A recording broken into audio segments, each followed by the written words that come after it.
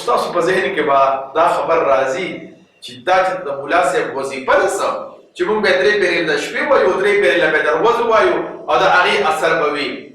نو زما وګو پښتنو بالکل دا د همغې وظیفې په شانتې ده کومه وظیفه چې موږ بار بار وایو او د هغه زموږ په ذهن او په زړه باندې اثر لري.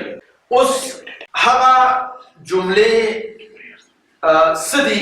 هغه جملې دا دي چې کله هم تاسو د شپې اوده کېږئ او سبا له مو د کوم کار نیت وي یا ستاسو په ذهن کې کوم یو هدف جوړ دی نو د هغې کار باره کې به څه وایئ؟ سوچ به کوئ د اوده کېدو وخت کې او دا جملې به 3 پیرې لا وایئ چې د الله په فضل سره به انشاءالله العظیم دا کار زه په خپل صلاحیت مطابق کومه. الله پاک ما کې دا صلاحیت ایښی دی د الله په فضل سره زه به سبا ان شاء الله دا کار کومه.